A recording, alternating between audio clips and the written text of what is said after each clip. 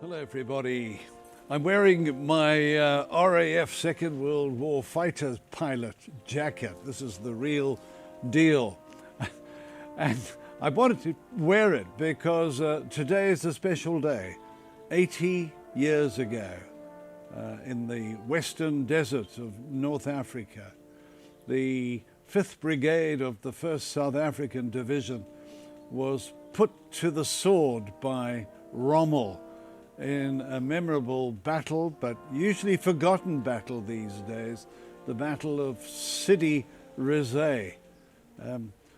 A number of guys in this town had dads who were affected by that battle. Well, Andy Kluwer's dad, Bertie Kluwer, was captured. Gert Klutie's father was a sergeant major with the Transvaal Scottish. I met a guy across in Stanford with the name Sydney, and his father was captured at Sidi Rezegh. And so that the battle would not be forgotten in the family history, he called his son Sid. Ace Kruger was captured at Sidi Rezegh. Now, it's not a name that many people remember, but certainly at the time, the 23rd of November 1941, so many lives were destroyed. 224 South Africans were killed, 379 were wounded, 2,800 were captured. It was compared to Delville Wood. And the guys that were captured were led away into 4 years, extremely difficult 4 years, in the POW camps of Libya, and then into Italy, and then into Eastern Europe. So what happened at Sidi Rezegh on this day 80 years ago? Well, the South Africans were part of a big operation known as Operation Crusader. The famous port of Tobruk on the Mediterranean of North Africa had been besieged by the Afrika Korps, by Rommel's tanks, by Rommel's army. The Australians were in Tobruk, and they had been there for almost 9 months. And the situation was getting more and more desperate. And Churchill was putting the pressure on the Allies, the 8th Army, to kind of do something about it. It was a very, very difficult operation. And South Africans came up from East Africa, where the 1st Division had been at war against the Italians. They were used to bush war, not to desert war, and that affected them. And then the 2nd Division came up from South Africa, up through East Africa, through the Suez, up into the desert, and they were also ready to be part of Operation Crusader. The South African 1st Division was under the command of General Brink. The 1st Brigade of the 1st Division was under the command of the famous Brigadier Dan Pienaar, who would go on to be a general. And the 5th Brigade was under the command of Brigadier Armstrong. Well, the training of the South Africans had not gone well. They were not used to the desert. They struggled to adjust. And at one point, they were threatened with removal from the whole operation. Perhaps foolishly, Brink said, no, we're in. We're going to do our little bit. Well, it proved to be a fateful decision. And the whole 8th Army moved across the western desert towards Tobruk. And the idea was that the South Africans would come in from the south and suddenly turn north and approach Tobruk from the south. Well, things didn't go according to plan. The planning was actually very poor, and the South Africans were just hopelessly underprepared. And there came a day, on this day, today, 23rd of November, 1941, when out of the blue, they were hit by Rommel's tanks. The South Africans, quite honestly, did not know what hit them. They were expecting Rommel to come from the north, and the next thing, Here is a strike by the tanks, Rommel's tanks, coming from the south. Initially, the South Africans thought it was Dan Pienaar's 1st Brigade coming to their assistance, but they were wrong. And the South Africans were taken out.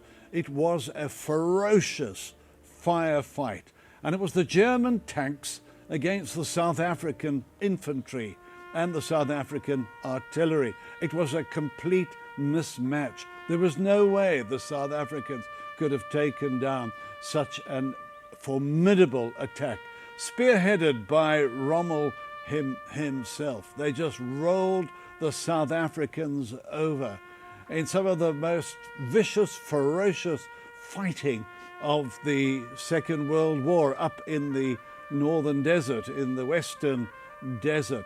The South Africans could not dig in. The ground was so hard. Shells were exploding.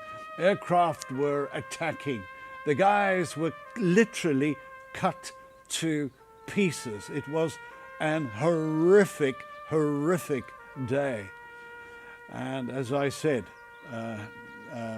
224 South Africans were killed and 379 wounded, and 2,800 were captured. But it's hardly a consolation, but it does tell you something of the fighting spirit of the South Africans, that they fought to a man. They literally fought until they ran out of ammunition. And in going down, they inflicted so much damage upon Rommel's tanks and Rommel's personnel that whilst he may have won the Battle of Sidi Rezegh, he limped on, but had been so severely damaged in terms of his tanks and his officer ranks that he had to turn around and limp back to where he had come from. And so in a way, whilst the South Africans lost, they showed enormous courage. They were fighting against hopeless odds, but they hung in there to a man. And it was a typical display of dogged South African fighting. As I said, Ace Krige was captured. He described it as een van die ingrypendste ervaring van sy lewe, one of the most gripping and defining days of his life. Andy Kluver's father was part of a group of men, and he was quite literally the last man standing until he was surrounded by tanks and forced to surrender, all the men in his particular platoon having been killed.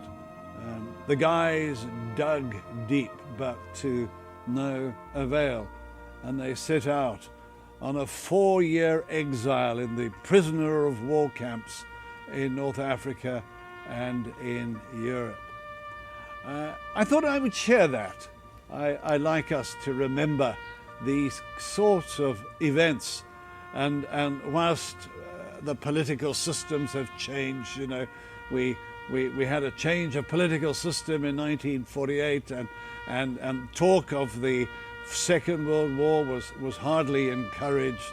Then we had a new change of a political dispensation in 1994, and so Sidi Rezegh and the fall of Tobruk and El Alamein kind of fell off the radar screen.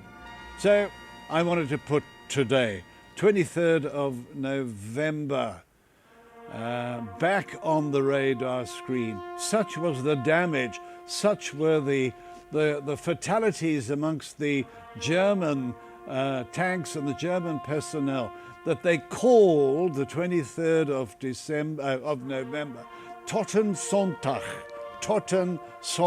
the Day of the Dead. We remember those guys. We remember those incredibly brave young men of the 1st South African Irish, the 2nd Regiment Botha, and the 3rd Transvaal Scottish. amongst other regiments as well. But they were the main regiments present this day, 80 years ago. Sidi Rezegh in the Western Desert in Libya, just 15 kilometers or so south of Tobruk.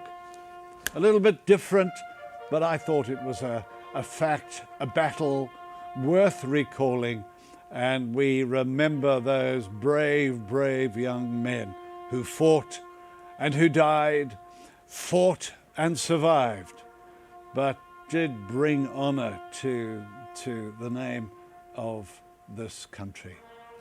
God bless you.